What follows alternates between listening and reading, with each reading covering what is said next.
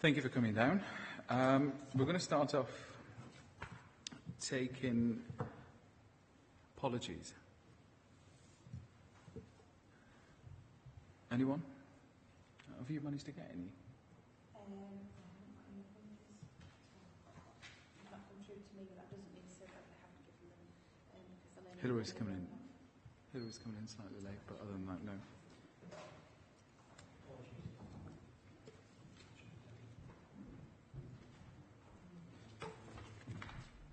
Can we go through number 1 minutes of the previous meeting?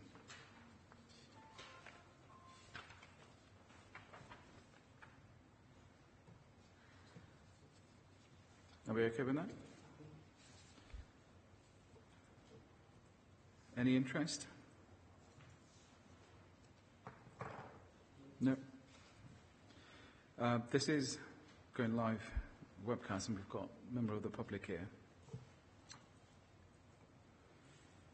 Number 4, financial monitoring, we defer in that item.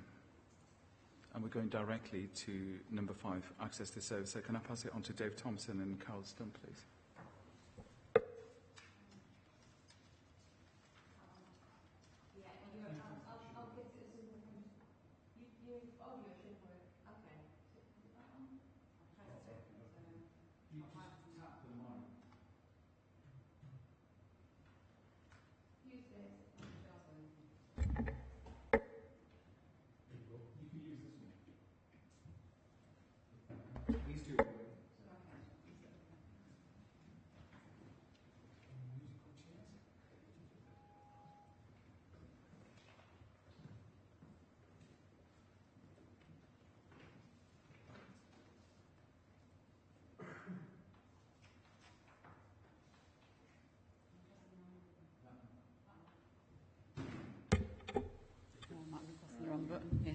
Okay. We're both here to talk about the access to service strategy, which was agreed by Cabinet in October. So if I just kind of go through the principles, I think that might be helpful. So it's really about the customer journey and the customer experiencing the same level of customer service wherever they may access our services. So that residents and communities are able to readily access information, signposting, and services in order to improve their experience and journey first time, so that their inquiries are dealt with first time most of the time. So if I go through the service principles, in order to meet these outcomes, digital by design in an inclusive way that recognises that not all sections of the population will be digitally literate or have access to technology. So that's giving consideration to the more vulnerable people in our society. Telephone and face-to-face where appropriate. We have some community hubs now that co-locate a number of services, services working out of 4 hubs at the moment. And these can include adult and children's social care and the community teams. And then also local access points, which have due regard to the wider assets within neighbourhoods, wards and communities, which have a network and are supported by a high-quality back office. So those local access points are not necessarily council service points. They could be, for example, community centres or places where communities meet, not necessarily in council buildings.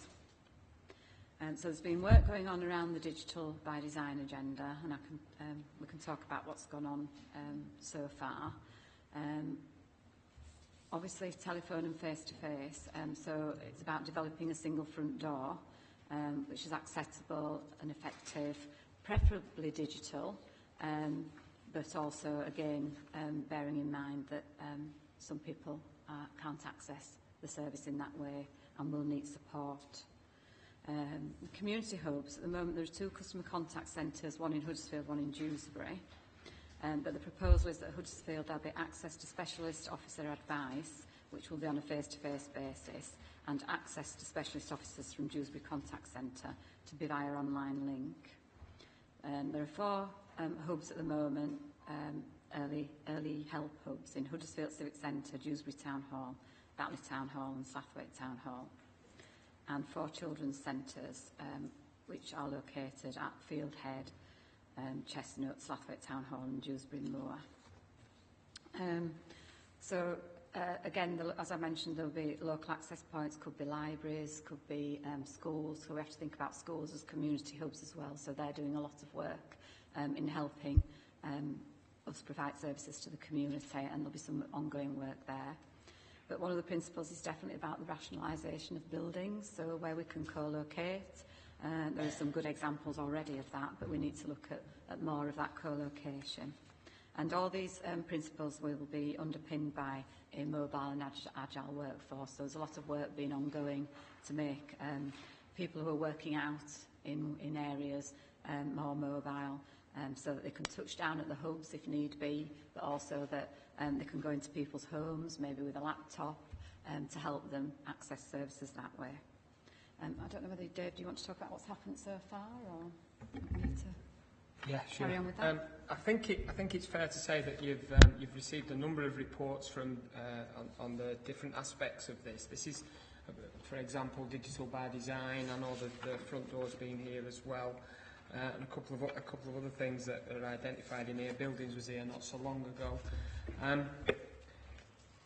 This is about learning, bringing together the learning that we've done on a number of projects that we've had over the last couple of years, what's worked well, for example, in the customer service centres, the move to support people in different ways, new service delivery models in relation to online as a preference.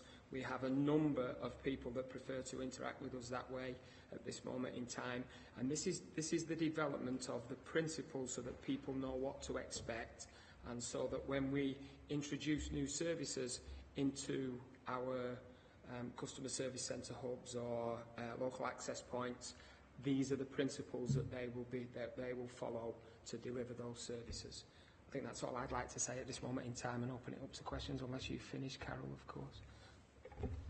Yeah, that's fine. Thank you. Yeah.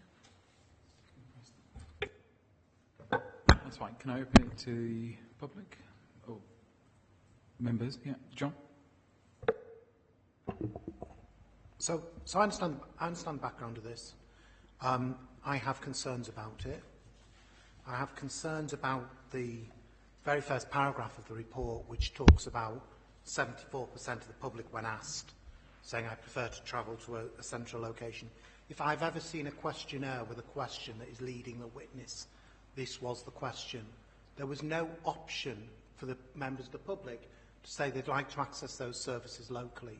So when you say people were opting to say they wanted to travel to a central location, they weren't given any real option other than that, because the only other alternative they could answer was to say, I want to go to different places for everything I want to do, which is illogical.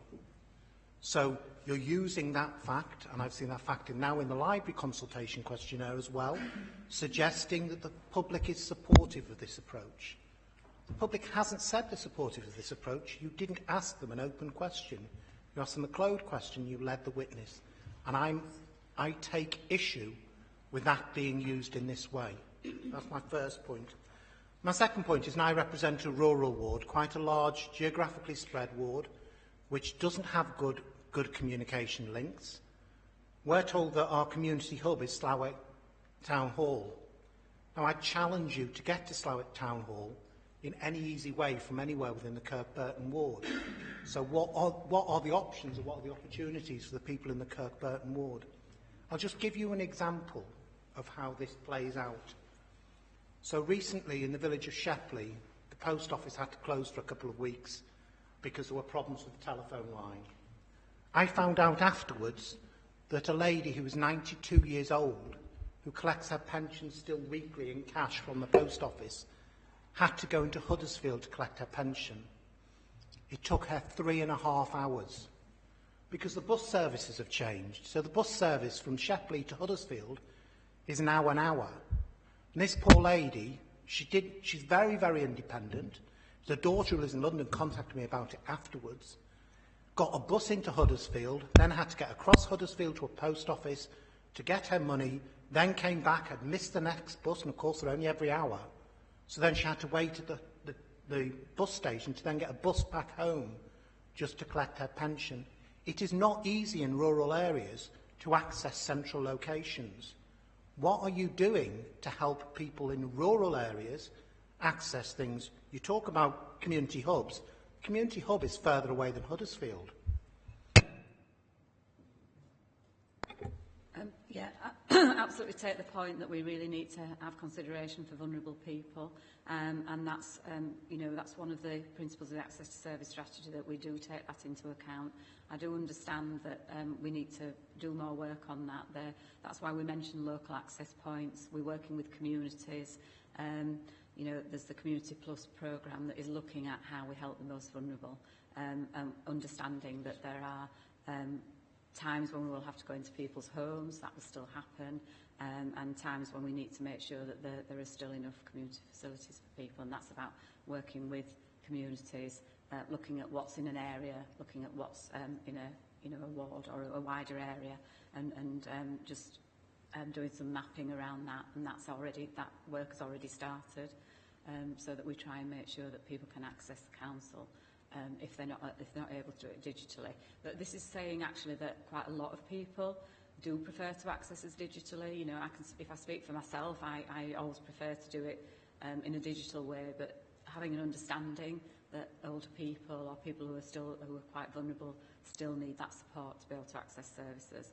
But a majority of people do want us to go down the digital route. But again, completely understand what you're saying. We need to just make sure that we don't leave people behind.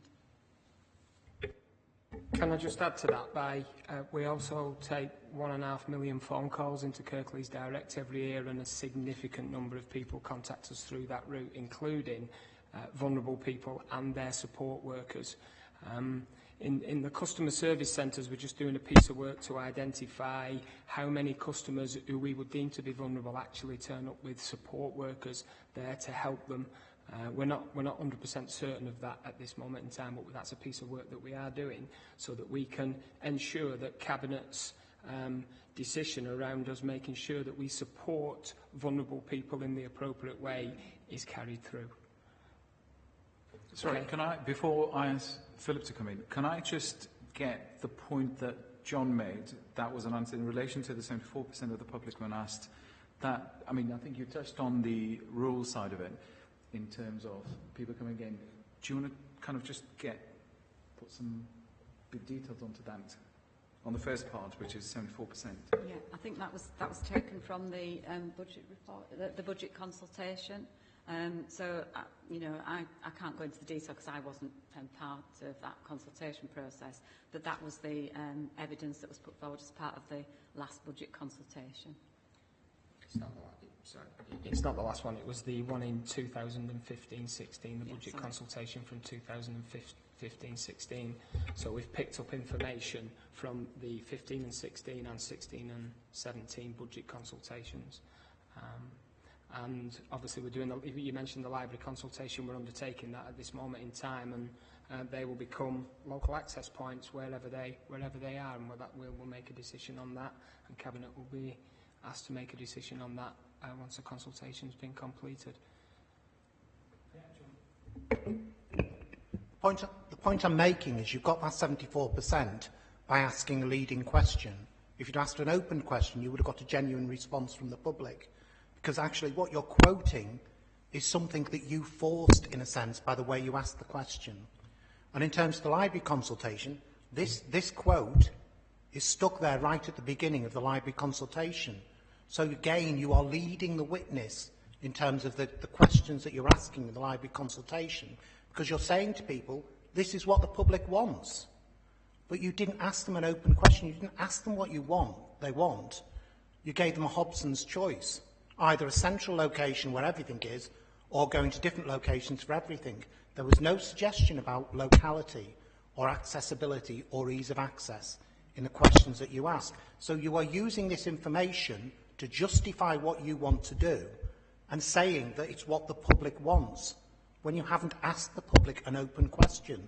So you should not be using this information in the way that you're using this information, both in this report and in the library consultation, because you haven't asked the public genuinely an open question that gives them a variety of options to select from and ask them to give you their views.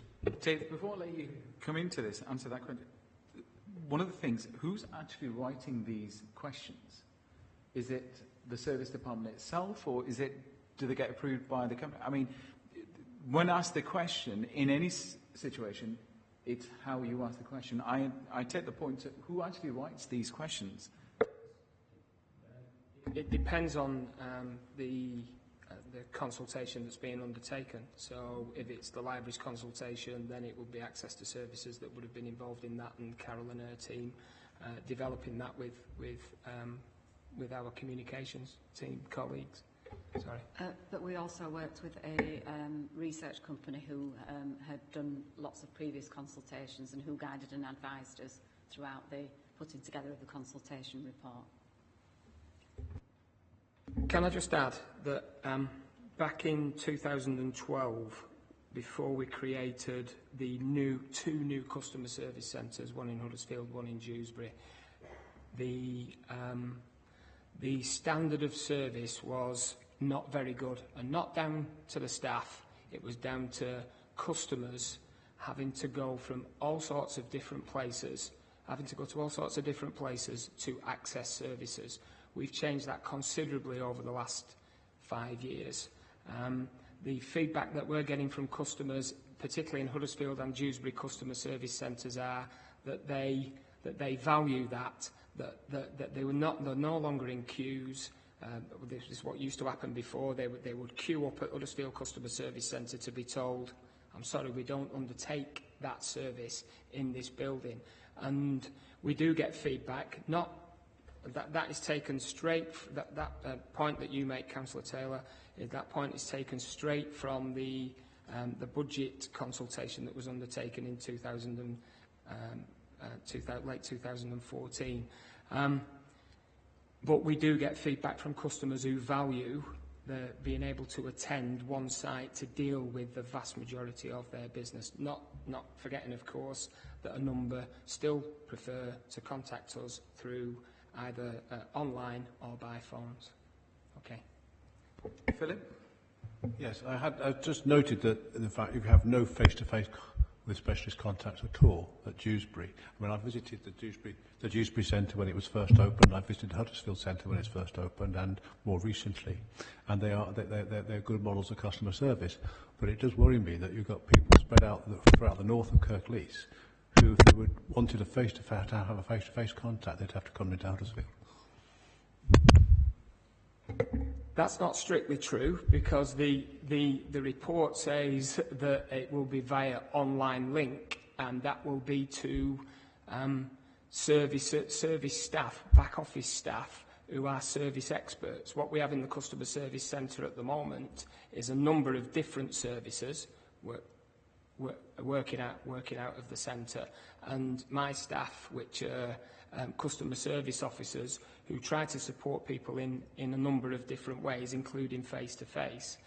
We think we can improve the service delivery through the online model.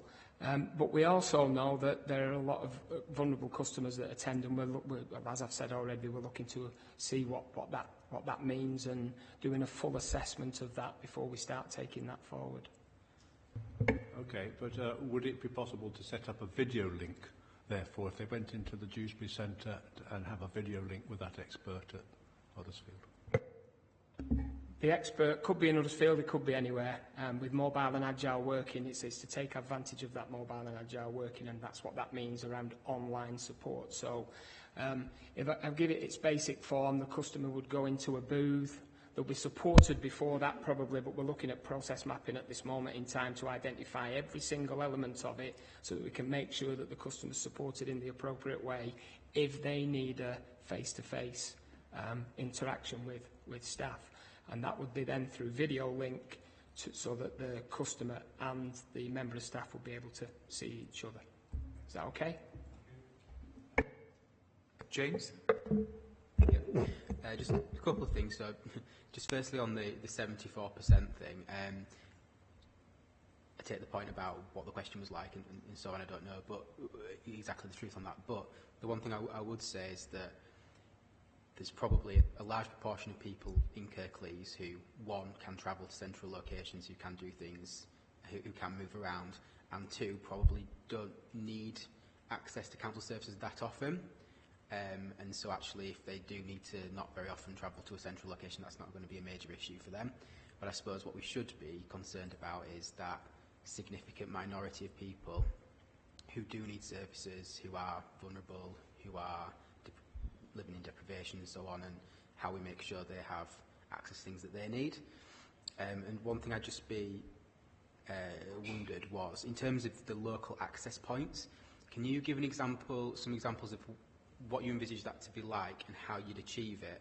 And I'm just thinking, in terms of my own ward, you mentioned in here about the Chestnut Children's Centre, so that would obviously be a place that's a local access point, and I just wonder how that then links into what services are there and how the council or other third parties work together to sustain things.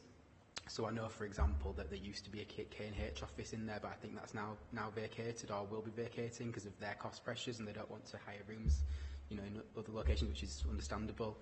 We've also got a library there, and we don't know how much funding there'll be for that in the future. So I just wonder how you would deliver it and how you would look like. Do you have any examples of how that might have worked?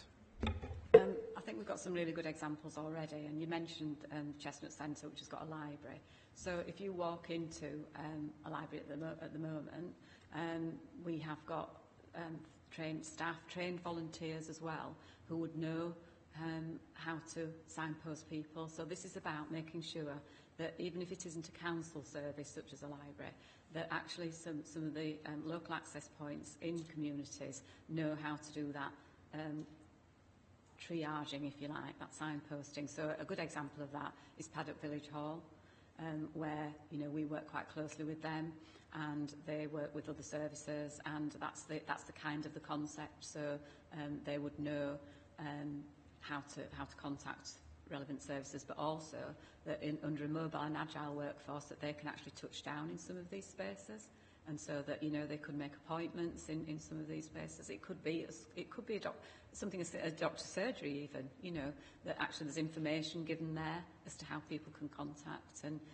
so it's just looking at there'll be some mapping done about where people can access services in each area, and that has started already. Carol? Yeah, just a couple of points. I don't want to go on too much about the 74% thing, but in terms of just the options, I mean, I presume we wouldn't want to give the public any option that we couldn't actually even provide. I mean, in terms of asking the question, I mean, the options that we put in front of them, I don't know, I suppose I'm asking the question, really, was it only that those were the only two options anyway? Any other option wouldn't be viable or wouldn't exist. But I suppose I just want to make a general comment really about the whole issue.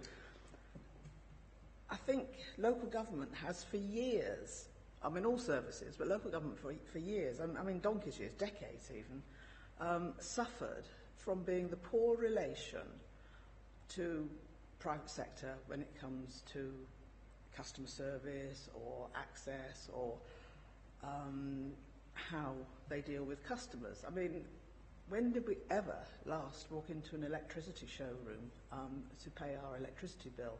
When did we last contact an insurance company? When was the last tallyman that came round on the doors? The general public has, for, and I do mean decades, got used to and expects the sort of service which is online, on the phone, or even just by post. Now it is. It's all on. It's all online, and I think local government has suffered criticism over the years for not being up to date, being out of touch, not being efficient, because of that's the impression that is given by the fact that we're not digital, etc. And to be honest, I think we're just catching up. Yes, of course, there are people. Mind you, I was going to say my mother's one of them, but no, I've actually just persuaded her to go do online banking, and she she will now buy things online. She's 92, I should hasten to add, she has just got her rates, as she calls them, reduced by going online with her local council. So it is happening, but there is always the option of a face-to-face if really needed, with the supporters you've discussed. So I've always said that local authorities should be seen like Sainsbury's. I don't think we can do it at the moment now because we haven't got the resources to do it. But the minute you walk through the door at Sainsbury's and when you use your loyalty card, etc., they know exactly what you want, where you want to buy it. They put the nappies next to the beer and all sorts of things like that to encourage you to buy things. They know so much about you. And I personally don't worry too much about that, though there is I like the fact that they know what I want. And I've always thought that local authorities should be in that privileged position to be able to provide a service that's really needed because they really know their customer. And the only way they can really know their customer is by being digital. Hilary?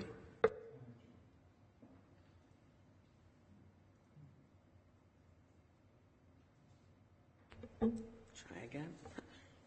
Having been both sides of the counter and having looked at all sorts of other NHS and so on bodies, I think one of the big things that councils do is try and invent what is already out there, and they have to have their own version of it, when there are as good, if not better, systems out there. And I wish that the councils wouldn't keep doing that. But when it comes to things like the links that you're saying people will be able to go to here and there, please, can you get people in who know the areas? Because it's all right saying, oh, someone in Gulka can pop over to Slathwaite. But there's one little bus once an hour, and it doesn't go through Gulka every time when it's coming back. You know, it's things like that.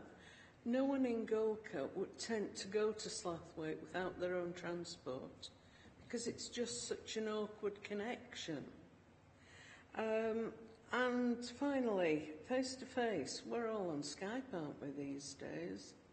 You know, why aren't we actually just putting the individual in front of a screen and letting them talk to the other person, rather than, you know, having to say, oh, well, we'll get you an appointment?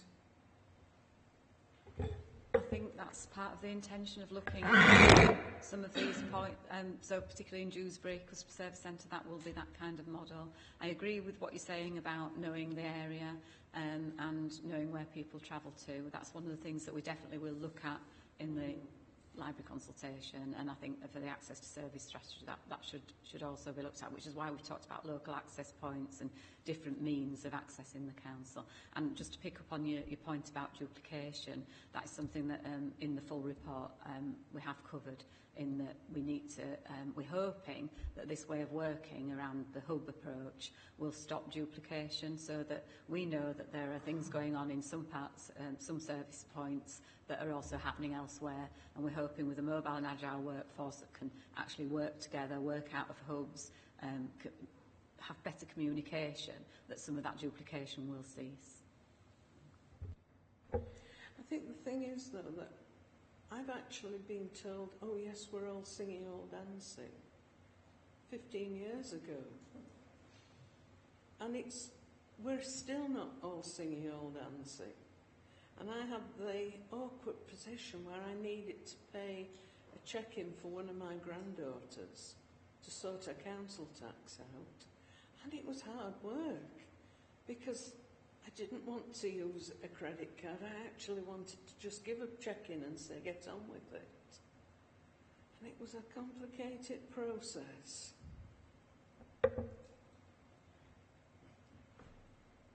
John? I mean, I agree with a lot of what Hilary's just said, to be honest. I fully support move to digital. That's my background. But I think there's a recognition that we are in danger of leaving some people behind, and we need to be supportive of those who recognise that. In the rural district, and I mean the whole of the rural district, the communication links across that rural district are not as great as perhaps they are if you look at Dewsbury, or perhaps Batley or Huddersfield. So when you, as Hilary said, when you put a community hub in Slough, there's no way anybody from my patch could even get there by public transport. So whilst I accept that it probably works for mobile and agile workforce in terms of our employees, I don't think it works for customers. On the video links, I agree again about Skype. What you see in financial industries now is they're not saying you've got to go into a location and that's where you'll get the video link to enable you to talk to the person you want to. You do it from home. And that's what we should be looking at rather than saying, let's set up some booths and some specialised service within Dewsbury. Because again, that might help people who are able to get to Dewsbury easily, but the people who are in the more rural areas can't get there.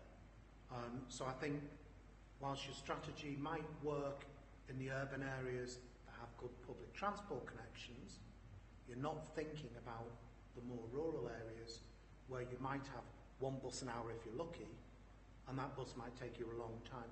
And particularly for people who do not have access to private transport and live in some of those rural areas, it can be quite expensive to say, well, I've got to get the bus into Huddersfield to go for an appointment, because there's no way of doing it anywhere more locally. Yeah, absolutely agree that you know, what we're working towards should be that people don't necessarily have to leave their homes to access our service. So Citizens Account is looking at that, and as technology, you know, we need to be looking at that technology. So absolutely agree with what you've said there. Can I just add to that? That's why people come in for face-to-face consultations at this moment in time, because we don't offer that service, and that's one of the things that we are looking to roll out here, obviously it's online first, but our aim is to deal with things at first point of contact, and if that requires a face-to-face interview that can be done through Skype, then we'll be looking at that. But the vast majority of these are people who come in to our customer service centres because they don't have access at home, and obviously we try and provide them with the tools to be able to interact with us in the way that they need to, whether that's online, public access telephones in our customer service centres, and a different way of interacting with staff when they come into them. Okay? Thanks, Dave. I think we've taken a visit to the Dewsbury Centre, and overall, it might seem that you are getting a grilling here, but the reality is that we are developing things. I mean, one of the positive things is that Kirklees has created a scanning system for the documents. Now we're selling this out to other council. Like John said, we need, if it was a private sector, then, you know, they actually deal with it in a completely different way. We need to use the video links. It's not just that. If you go onto the council website, how effective is it to find something? I mean, I think after about 20 clicks, you realise that, am I actually shopping, or am I just... It's horrendous. That needs to streamline. Second thing, the app itself. I think when the Apple certainly had the latest updates, we didn't update anything. So every time you actually logged into or tapped into the app, it wasn't working. I know that doesn't come into your domain, but it's little things like that. It's making things easier. There are extremely good things, but it's just how do we kind of develop things in the coming years. The two questions I've got is, one, the centres that we do have, if you take Huddersfield and Dewsbury, how many disabled parking spots do you have? There's two issues. One is the disabled parking spots, that somebody can easily come in, park there and use the service. The second, how many bus stops do we actually have within the area for the public transport? Is that in relation to both customer service centres? I mean, yeah, I mean... I've seen Huddersfield and Dewsbury. I'm talking forward. Well, we only have 2 dedicated customer service centres. The others are either community hubs, or we have obviously our library profile at this moment in time. I couldn't tell you how many bus routes there are in it, but obviously the 2 customer service centres, one's in the centre of Dewsbury, one's in the centre of Huddersfield, which has good access links for those that can access the bus service. I've taken Hillary's point before. If there was a bus once an hour. That's completely different than the centre of Huddersfield, where there are numbers of buses coming in all the time from all over the district.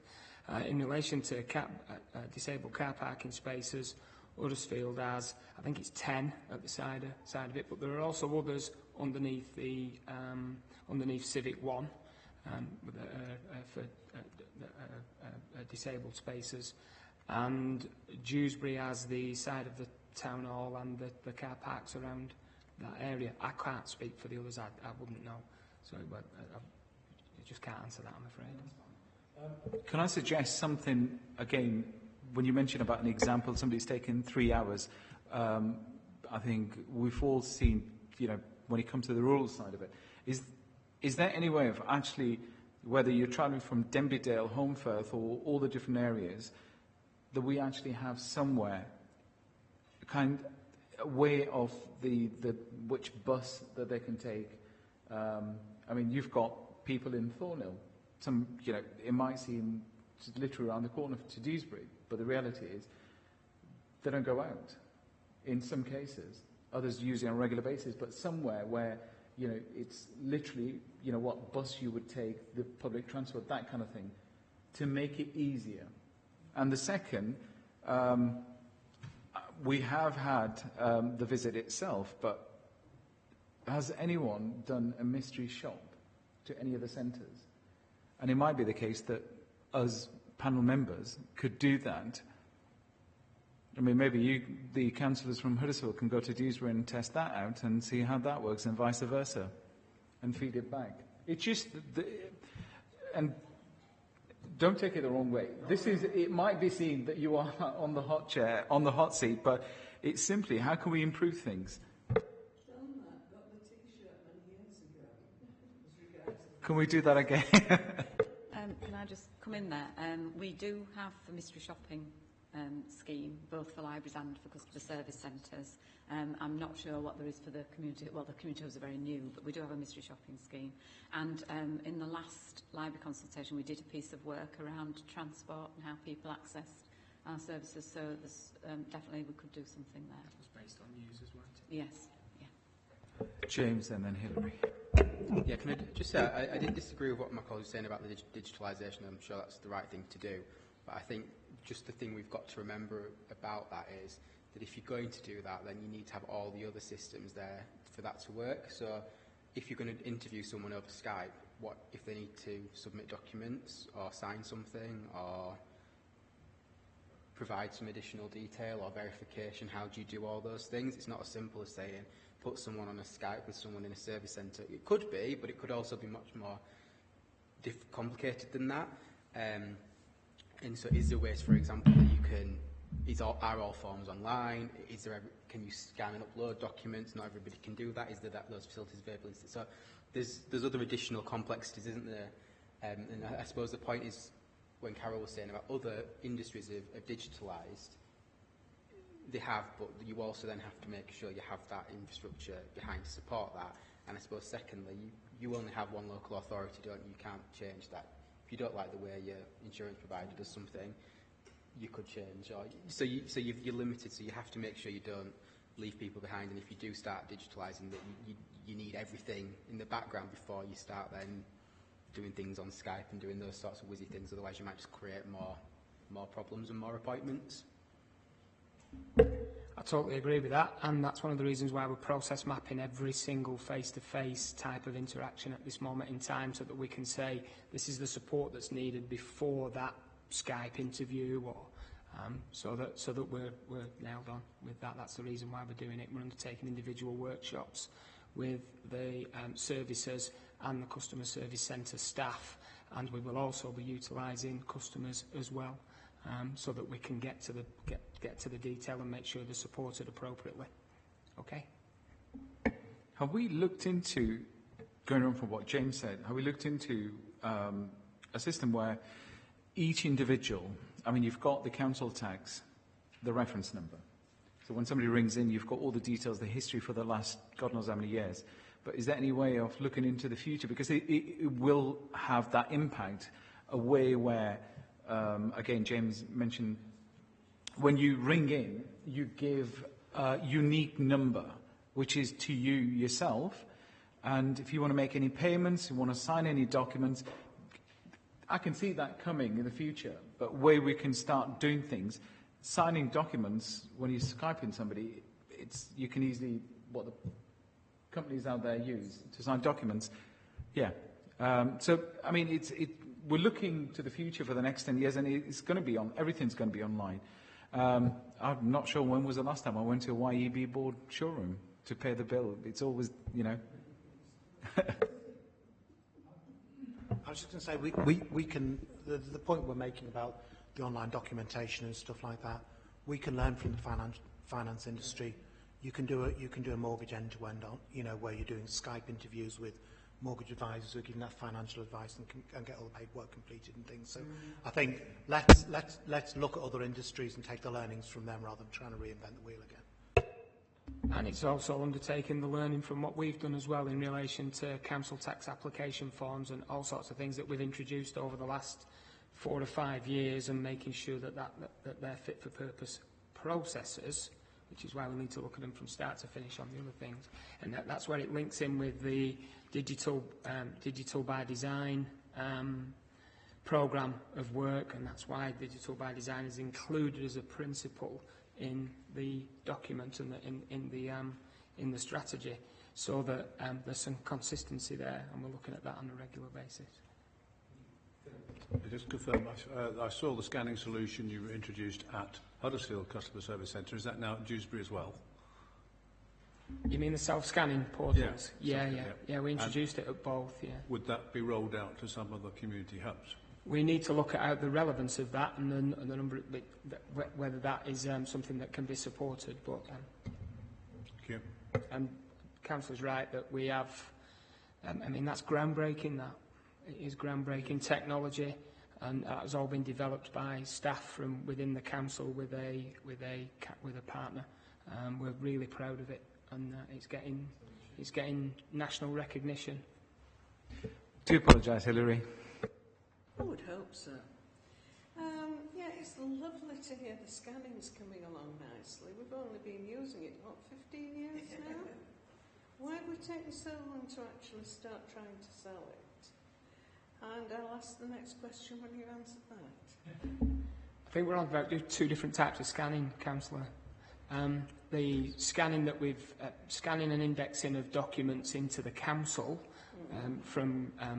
that's received through our post rooms, that's been, as you say, over 15 years. What we're talking about here is customers being able to scan documents and upload them onto our council systems, which is absolutely groundbreaking, I can assure you. And that's why other authorities are all over this, because it does save time. It's very efficient as well, and customers love it. Absolutely love it. It's nice to see the definition being different. The other thing is, mystery shoppers, how long have you been having them? How many reports have you had from them? And can we have a look at some of the comments? I can only speak for my part of the world. So we've been doing mystery shopping for years in libraries, and we have an agreement with the university. We mystery shop them, Huddersfield University, and they mystery shop us. So it's been a scheme that's been ongoing. We've also done some regional and national mystery shopping projects. I'm not sure how it works in the customer service centre, but I would imagine it's kind of that reciprocal agreement with another authority. But I'd be willing to share any documentation with you. Actually, before Dave comes in, would it be possible to actually have the process, the questions that you take and kind of what you use at the moment to be emailed out, so we can possibly do that ourselves? Yes. I hope they don't recognise you, because it's not mystery then, is it? Yeah, something similar in customer services, but we do use volunteers as well, as opposed to... I'll be interested in it, because I'm involved in the customer mystery shopping for Combe Valley Museum, which is very heavy going. They really get down to the nitty-gritty of what's wrong. And it could be worthwhile getting into the museums services to actually access some of that, because they've got an awful lot of people willing to mystery shop. I can't comment on the museums element, but in relation to customer services and access to services in general, we do mystery shopping and have done for some time, and I'm quite happy to bring details back to a future meeting, Chair. Any further questions? I'm just going to ask one final question, and that is if you can feed back to the IT, because I think the two hubs and the service it provides, it's fantastic. And there's a great deal of improvement. The app, the council app that we have, there needs to be some form of a connection between scanning documents using your camera on the phone itself and having a FaceTime, similar to Apple FaceTime, where they can actually talk to somebody. And that facility needs to be there. There's somebody sat at home, unable to get to the centres, can use somebody's phone and say, well, can I actually do that? And that facility needs to be somehow incorporated. And let's face it, not everyone's tech savvy. Not everyone's going to have a PC or a phone that actually can do these things. But if my neighbour can borrow my phone or vice versa, that helps. And it needs to incorporate going further. Absolutely, Chair, no problem with that whatsoever. Just an update for you there, though, in that we do have the web chat online that's utilised to support people in that way at this moment in time, but that would be taking it a step further. No problem with that. Any further questions before? Can I ask the member of the public? You're the first one in all the time that we've been going. Any questions?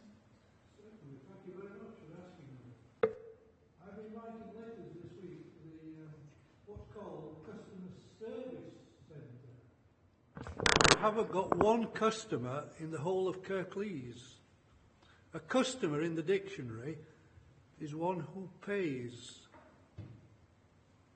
Now, you've also discussed Skyping, but before that I'd like to say there's been a thing called Tipex, which has been out for about, I think, 60 years now.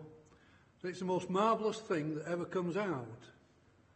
You can take a document and Tipex and put something else there, and you can scan that. Also Skyping, there are people who speak for other people. You have no record of facial identity of anybody. And the voting registers, which have recently come out for Kirklees, are just as wrong as the last voting registers. And can I finally ask, please? Sorry, could you tell us your name first as well? Yes, I'm a council taxpayer. I'm not getting any replies to my letters. It's usually polite to reply to letters. I've been writing to... I get letters from... It just says Kirklees Council, a demand for a council tax payment. It doesn't say which department or which head of department has signed it. It just says Kirklees Council. There's not a signature on that letter. Yeah.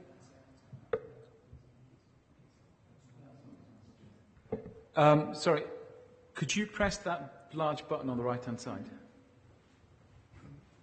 The three. No, that's fine. All I can say is that there are the things that you've mentioned. I've got Dave who can have a chat with you to take points. And I mean, is there? It seems. Got Dave here. No, that's fine. He can take your details. We are broadcasting live, so if you don't want to give your details in public, that's fine. So I can suggest that you can have a chat with David on that. Is that okay? But is there any general questions that you need to ask? Because some of the stuff that you've pointed, I'm assuming they're individual. But is there any general question that you want to ask directly related to this? The first question is, do you work for Kirklees? Who are you? Sorry, who are you referring to? My name is Councillor Gulfa Massif. I represent... Councillor. My apologies, because you're the first person we've had in ever to... But thank you for coming down. Is there any further questions? Yeah, why do the two people from Kirklees Council sat there speaking absolute rubbish? Can I stop you there?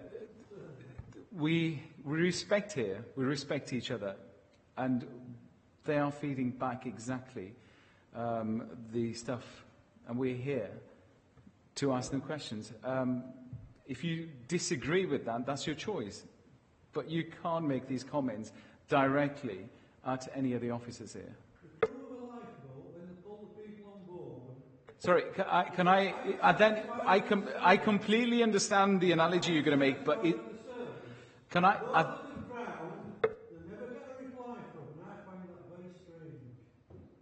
well, this is why I'm suggesting that somebody can have a chat with you here to resolve any issues that you have.